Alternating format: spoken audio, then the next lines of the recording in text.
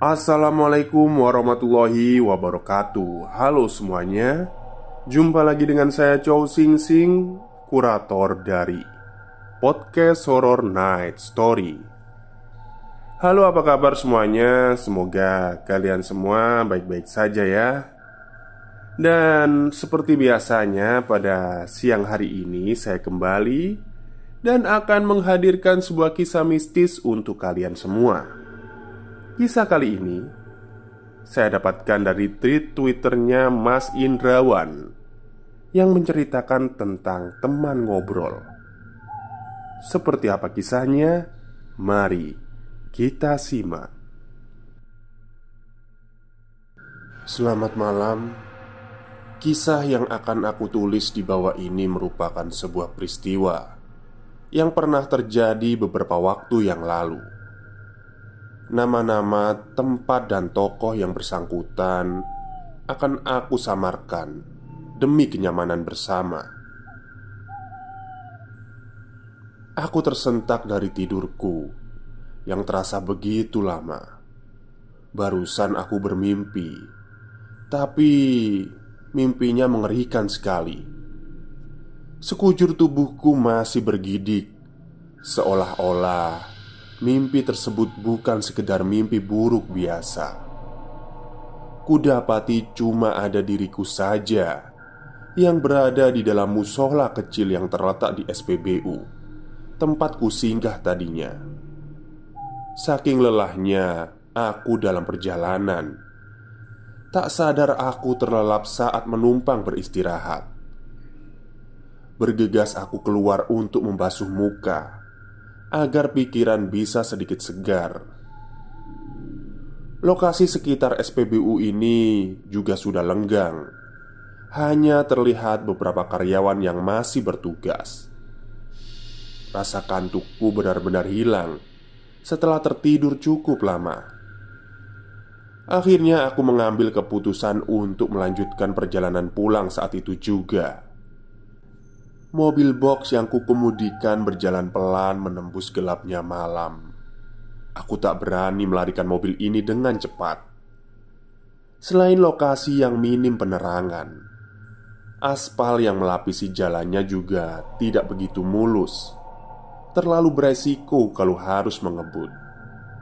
Padahal jalan yang kulalui ini satu-satunya akses penghubung dari satu kecamatan menuju kecamatan yang lain. Kulihat jam hampir menunjuk ke angka 10. Masih sekitar 5 jam ke depan barulah aku sampai ke kota tempat rumahku berada. Seandainya saja aku tidak ketiduran sama sekali, mungkin aku sudah berada jauh dari daerah ini. Jalanan ini terlalu gelap. Sekitarnya masih banyak pohon-pohon besar dan semak belukar seperti hutan. Rumah-rumah penduduk pun sepi senyap, seperti tak ada yang menghuni. Kuputar musik agak keras untuk mengatasi rasa sepi. Sementara mobil meluncur dengan kecepatan perlahan. Ada seorang wanita sedang berjalan sendirian di tepi jalan. Melihat mobilku, dia melambaikan tangan. Mungkin sedang butuh tumpangan. Sebelumnya jarang sekali aku menumpangkan seseorang, apalagi perempuan. Ya, kali ini bolehlah tolongin orang sesekali, pikirku. Lumayan juga kan buat teman ngobrol. Tanpa kupikir lagi, kupinggirkan mobil dan membuka pintunya seraya kepalaku melongo melihat perempuan yang hendak menumpang tersebut. Ia berlari-lari kecil menuju mobil. Perempuan itu mengenakan kaos minim berwarna putih dan bawahannya berupa celana jeans biru yang ketat. Dia juga membawa sebuah tas tangan mungil yang mungkin isinya kosmetik. "Sweet, sweet," aku bersiul kecil. "Makasih loh mas, udah mau numpangin." katanya ketika sudah duduk di dalam mobil. Aku tak menjawab, masih sibuk memperhatikan rupanya. Manis juga nih cewek, kata hatiku. Lah, kok bengong Thomas? Serunya dengan aksen medok yang kental. Aku jadi tergagap. Oh iya, kita jalan ya, ucapku sedikit gugup. Lalu kami pun meneruskan perjalanan bersama-sama. Makasih lagi ya mas, udah mau numpangin saya, katanya membuka obrolan. Sama-sama, jawabku sambil melempar senyum kepadanya. Timbul rasa penasaranku dengan perempuan ini. Aku jadi ingin mengenalnya lebih dekat. Mbak ini siapa namanya? Tanyaku. Aku Kartina mas. Kalau mas sendiri namanya siapa? Ia berkata dengan cepat.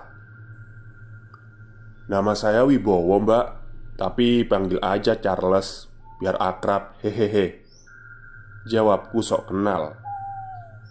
Sudah kebiasaanku memakai nama palsu saat berkenalan dengan seseorang.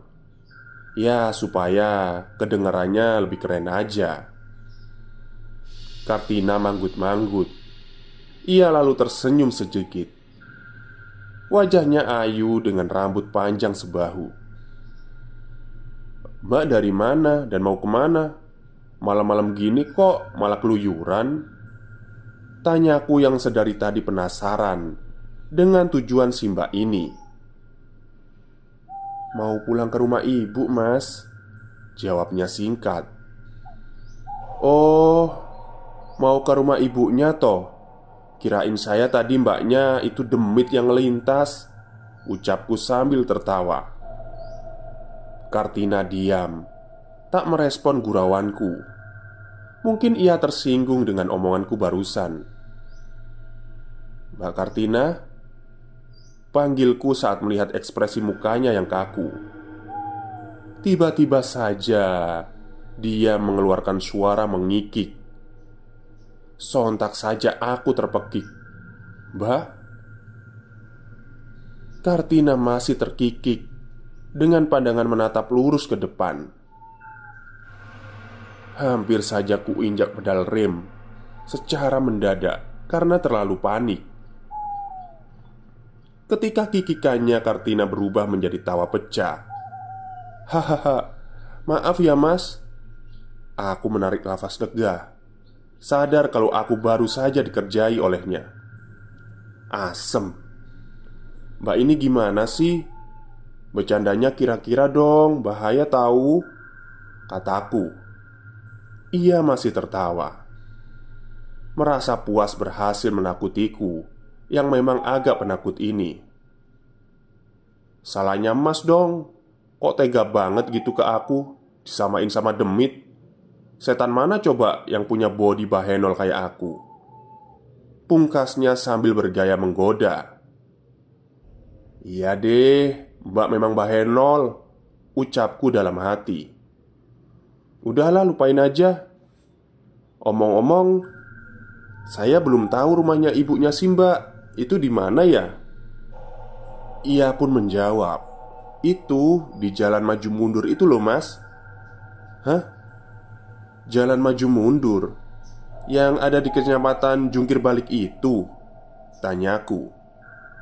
Oh, jawab Kartina lagi. Yang benar saja, ucapku. Jalannya itu masih sangat jauh dari sini mbak. Pakai kendaraan aja bisa 3 jaman baru sampai. Lah ini mbak malah mau jalan kaki ke sana. Nyampainya kapan? Wajar kalau aku agak kaget mendengar penuturannya. Karena tentang nama-nama jalan yang ada di kecamatan dan kabupaten serta estimasi jarak tempuhnya, tentu aku telah hafal di luar kepala. Soalnya aku sudah sering melintasi daerah-daerah itu saat mengantarkan barang dari satu kota ke kota yang lain. Kenapa nggak besok pagi aja mbak pulangnya? Kan rawan jam segini pulang. Apalagi mbak perempuan, kilahku. Ya, mau gimana lagi mas, akunya udah gak kuat, gak tahan, ucap Kartina. Nada suaranya agak sedih. Kayaknya problem rumah tangga nih, tebakku. Sebenarnya aku tak begitu suka ikut campur urusan orang, tapi demi melihat mimik mukanya yang sendu, aku jadi tergelitik ingin mencari tahu lebih dalam lagi. Memangnya ada masalah sama suaminya ya mbak? Mas kok tahu? Tukas Kartina merasa heran. Ya, nebak aja sih, jawabku sekenanya. Ia menunduk dalam. Jarinya disapukan ke bagian matanya. Ia pun menangis. Sejujurnya, iya mas, tadi aku berantem sama suami.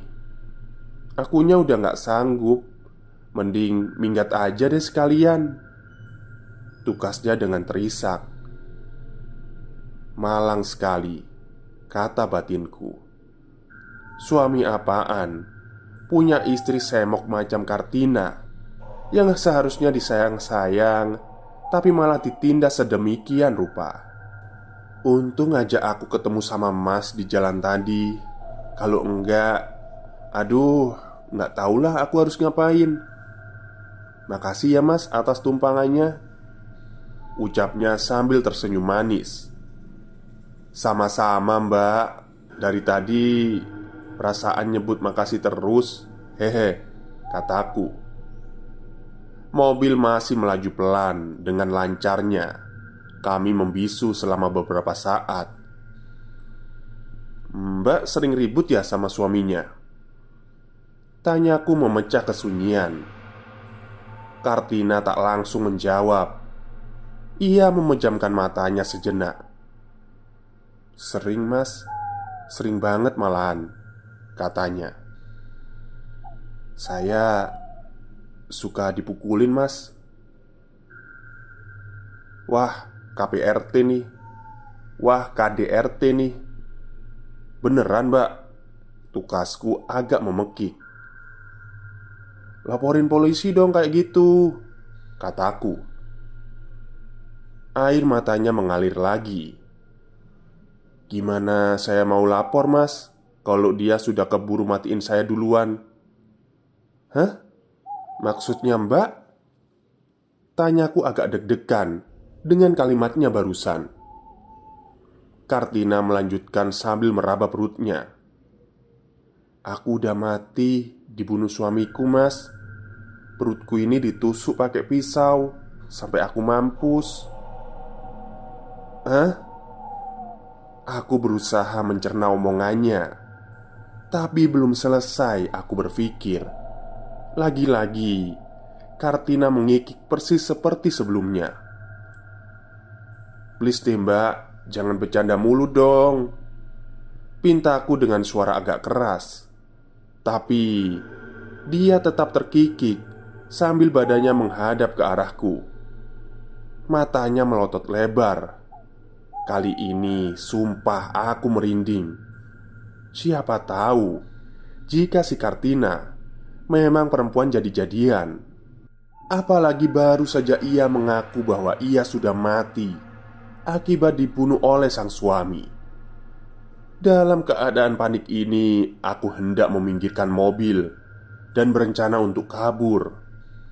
Namun, sebelum sempat rencanaku terlaksana, Kartina sudah tertawa terpingkal-pingkal sambil memegangi perutnya.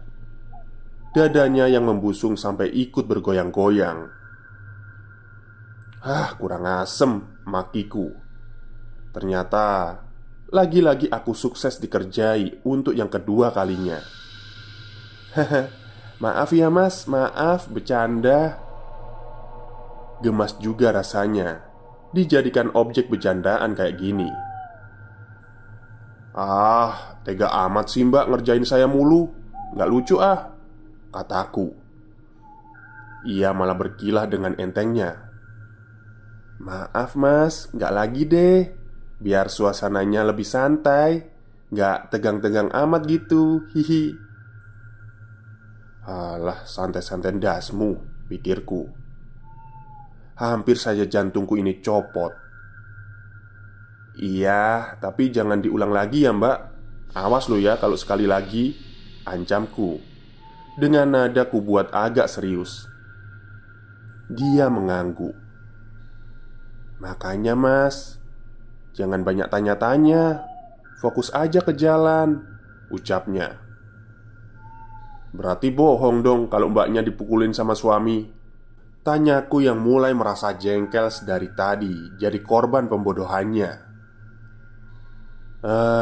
Iya, kita cuma ribut-ribut biasa aja kok mas, jawab Kartina sambil tersenyum malu-malu. Dasar cewek edan, gumamku. Untung aja cakep. Kalau enggak, mungkin udah kutinggalkan di pinggir jalan tadi. Jarum jam menunjuk ke angka 1 lebih sedikit. Saat mobil memasuki kecamatan Jungkir Balik, langit yang tadinya cerah dipenuhi dengan taburan bintang mendadak berubah menjadi gerimis yang ringan. Suhu udara seketika dingin mencekam.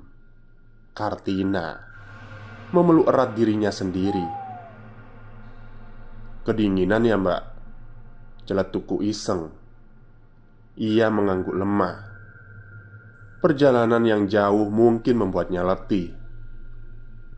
Nyantai aja. Gak lama juga kita sampai kok di rumah ibunya si mbak, kataku menenangkan. Kali ini ia tak menggubris ucapanku.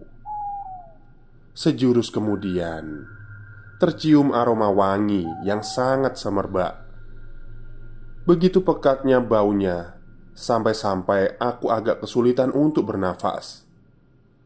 Lah, mbaknya pakai parfum ya? Wangi amat. Tukasku sambil menggosok-gosok hidung agar penciumanku kembali normal. Mas gak suka? Maaf deh kalau gitu, ucap Kartina. Suka sih, cuma wanginya kok agak aneh ya. Gimana gitu? Memang, jika mau jujur, aku sedikit terganggu dengan aromanya yang menurutku agak janggal. Dan juga belum pernah aku mencium bau parfum yang serupa. Agak aneh gimana? Masnya aja yang gak tahu, saut Kartina. Gak tahu gimana sih mbak? Ia pun menjelaskan. Ini kan wangi kembang taburan untuk makan mas, yang biasanya dipakai di kuburan itu loh, pungkasnya. Lalu ia terkikik geli. Bulu kuduku berdiri mendengar tawanya. Bayangkan saja, hanya sendiri di jalan yang gelap gulita, disertai rintik-rintik tengah malam, dan ditemani seorang wanita asing yang hobinya cekikikan tidak jelas. Oh nasibku, benar-benar apes malam ini. Ingin rasanya cepat sampai di tujuan dan buru-buru menurunkannya agar semua ini lekas selesai. Mbak, tolong dong bercandanya udahan. Ini tengah malam, ntar ada demit beneran lewat gimana? Keluhku. Hihi, masnya lucu sih. Ini yang kupakai parfum aroma melati biasa. Sampean aja yang parno duluan. Jadi wong lanang kok takut sih sama demit? Takut itu sama Tuhan mas, jawab Kartina dengan panjang lebar. Ya bener sih, tapi kalau bercanda itu lihat waktu dan tempat juga mbak, sanggahku tak mau kalah. Tenang aja mas, setan gak bakalan nyakitin kok.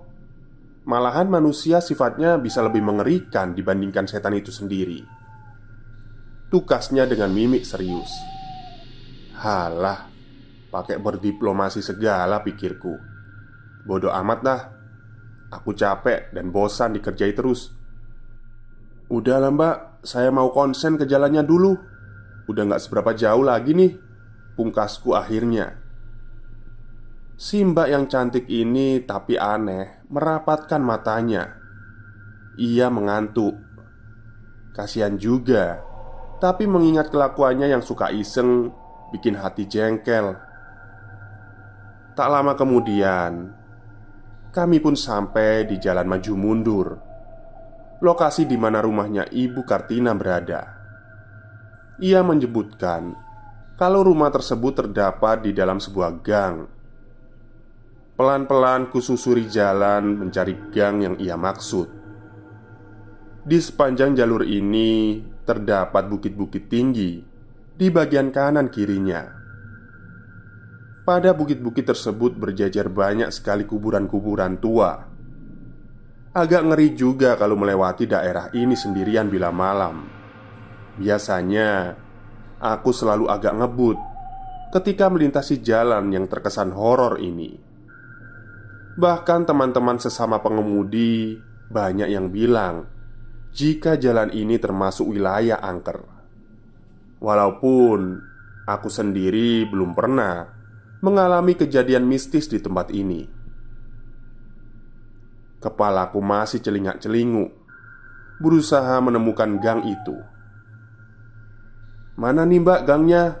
Udah setengah jalan belum kelihatan juga," keluhku. "Dekat lagi kok mas," jawab Kartina polos. Kumajukan mobil sedikit lagi. Tak jauh di sana, tepat di sebelah kanan, kulihat ada sebuah gang bercat biru dengan penerangan seadanya. "Nah, itu mas gangnya," seru Kartina sambil menunjuk ke arah gang itu. "Syukurlah sampai juga," ucap batinku yang kelelahan. Kutepikan mobil di sebelah kiri jalan ketika tiba tepat di depan gerbang masuk gang itu. Kartina tinggal menyeberang, dan ia pun akan sampai ke rumah ibunya dengan aman. Tapi serasa ada yang ganjil. Gang itu lokasinya terlalu gelap dan tak nampak ada satupun rumah yang terlihat di dalamnya. Dengan bantuan sinar lampu yang pas-pasan, kubaca penuh seksama tulisan yang terpampang di gerbangnya. "Kompleks Pemakaman Umum." Aku terlonjak begitu kagetnya ketika membaca tulisan itu. "Hah? Gak salah tempat nih mbak?"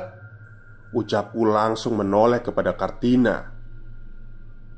Wanita itu terduduk dengan posisi badan ditegakkan dan menghadap ke diriku. Senyumnya aneh.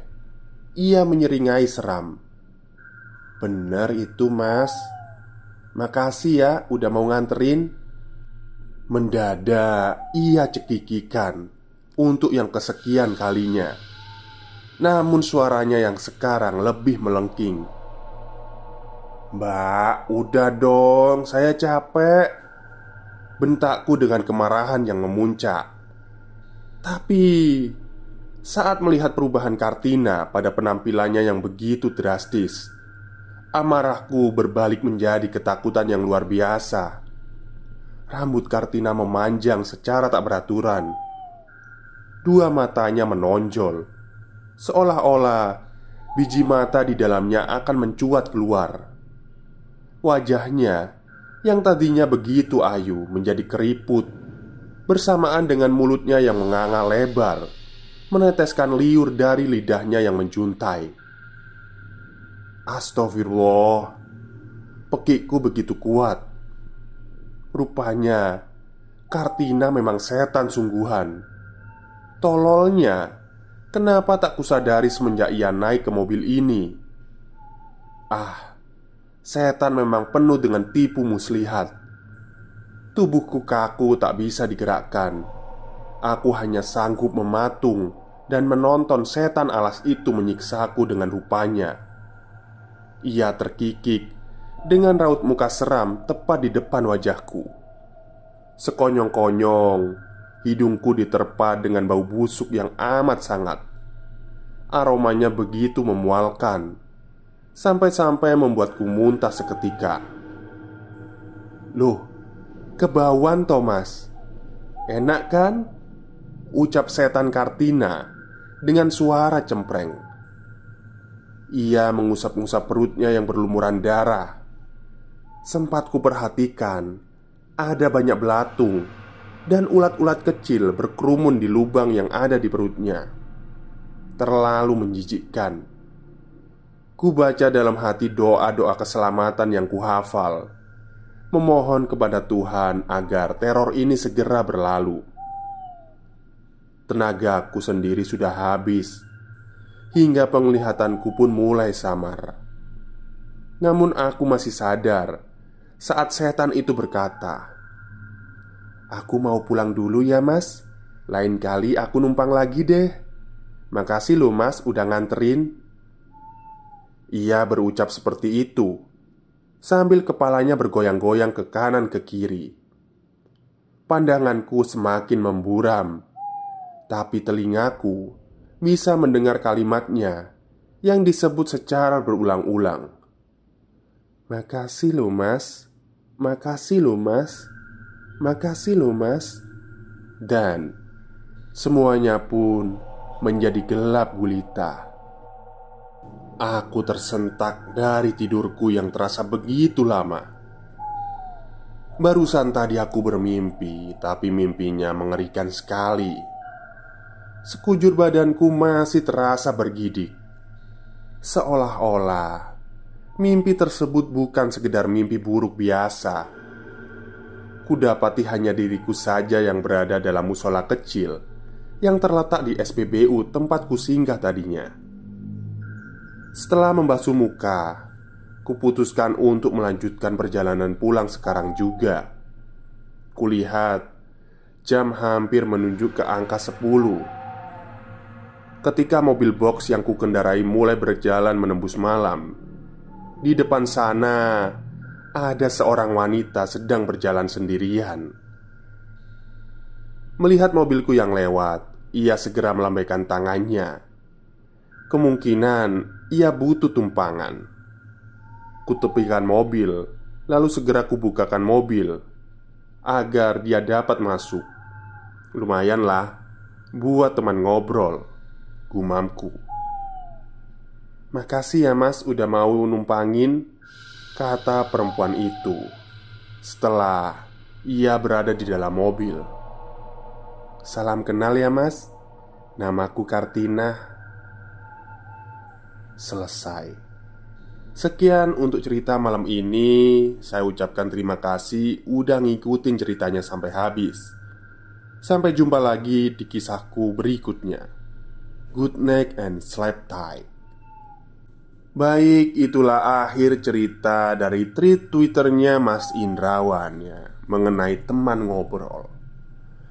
Jadi untuk kalian supir truk atau supir ekspedisi itu kan sering ya mengalami perjalanan malam, melewati tempat-tempat yang sepi kayak gitu ya.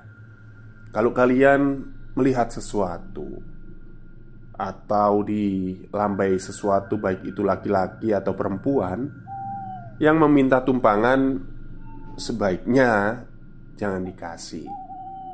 Karena selain itu demit, takutnya lo ya, kalau itu demit, itu juga niatnya jahat juga sih.